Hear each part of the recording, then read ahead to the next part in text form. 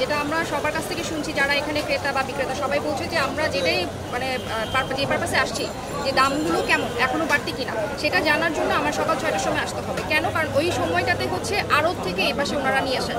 তো আমাদের সবচেয়ে প্রথমে নাকি হচ্ছে গিয়ে আড়তের যে প্রাইসটা সেটা ফিক্স করতে হবে। তো আমরা অলরেডি ফেসবুকে কিছু প্রাইস লিস্ট দিয়েছিলাম। তো তখন সবাই বলছে যে এই প্রাইস লিস্টটা যদি ফিক্স থাকে তাহলে যারা এখানে বিক্রেতা তারা কেন এটা মেনটেন করছে না। তো তারা চাচ্ছে, যারা ক্রেতা তারা চাচ্ছে যে আমরা এখানে একটা বোর্ডের মধ্যে একটা ফিক্সড প্রাইস দিয়ে তারপরে যেন এরকম করে রাখি, যেন তারা হচ্ছে গিয়ে বিক্রেতাদেরকে বলতে পারে যে ছাত্রদের তরফ থেকে বা দেশের মানুষ এটা এখন চাচ্ছে এই প্রাইসে যেন সেল হয়। এইটা একটা প্রবলেম, প্রাইস। তারপর দ্বিতীয় প্রবলেম হচ্ছে গিয়ে এখানে সবাই বলতো যে আমাদের আন্দোলনে যখন আমরা সাকসেসফুল হলাম তার আগ পর্যন্ত হচ্ছে বেশি দামে সেল হতো প্লাস চাঁদাবাজি হতো। এখন আমরা তাদের কাছে এটাই জানতে চেয়েছি আসলে চাঁদাবাজিটা কোথায় হচ্ছে, কে করছে, কত টাকা করে দিচ্ছে।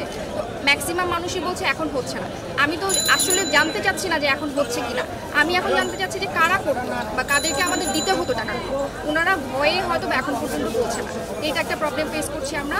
প্লাস হচ্ছে গিয়ে আমি যখন মাছের বাজারের ওখানে গেলাম তখন ওখানে একটা আঙ্কেল বললেন যে হচ্ছে কি আমরা যে ভ্যানে করে নিয়ে যাচ্ছি এই ভ্যানটা পাস করার জন্য জাস্ট এই কাছ থেকে ওই পাশে রাস্তায় যাওয়ার জন্য আমার 10-20 টাকা করে দিতে হচ্ছে। আজকে সকালেও নাকি উনি দিয়েছেন, বাট উনি যখন বললেন যে এরকম একটা ড্রেস পরে আসছেন বাকি আমরা ওনাকে আর খুঁজে পাইনি। তো আমাদের প্রথমে বাজার মনিটরিংয়ের মাধ্যমে জানলাম যে হচ্ছে প্রাইস ফিক্স করতে হবে। চাঁদাবাজি যেহেতু এখন হচ্ছে না, মানে ধরেন আমরা তো সাধারণ ছাত্র, আমরা জাস্ট নিজেদের পরিচয় দিচ্ছি আমরা বাংলাদেশি।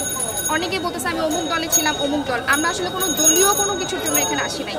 তো যারা বলতেছে যে ওই দল আসার সময় যখন ছিল তখন এরকম হচ্ছে, এখন উনি আমাকে এটা কেন বলছে এটা তো আমি শুনতে চাইনি। যে মানে কোনো দলের কোনো পরিচয় তো আমাদের না। তো ওনারা এখন এইটাকে বিপক্ষ নিয়ে বলছে যে হ্যাঁ ওই দল এরকম ছিল এখন এরকম নাই, আমি এখানে আছি, আমি সুপারভাইজ করছি। বাট সেটা আমাদের প্রয়োজন নাই। আমাদের প্রয়োজন কি ছিল, কারা করতো, কেন করতো, আর এখন হচ্ছে কিনা সেটা। যেমন আমাদের আরেকটা প্রবলেম ফেস করেছি, আমরা যখন চলে যাচ্ছি এখান থেকে তখন হচ্ছে বাজারের জিনিসের দাম আবার বাড়ছে।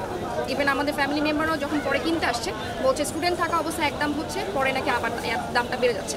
সেই ক্ষেত্রে আপনারা কি পদক্ষেপ নেবেন? পদক্ষেপ বলতে আমরা হচ্ছে গিয়ে সবগুলো বাজার এখনো মনিটরিং শেষ হয়নি, শেষ করার পরে একটা দামে আসবো, সবগুলো জায়গায় আমরা দিয়ে দিব এবং সবাইকে আমরা আমাদের একটা ফিক্সড নাম্বার দিয়ে দিচ্ছি। যখনই কোথাও কোনো ক্রেতা বা বিক্রেতা এই দামগুলো বা এই চাঁদাবাজিটা ফেস করবে আমাদের সাথে যোগাযোগ করবে।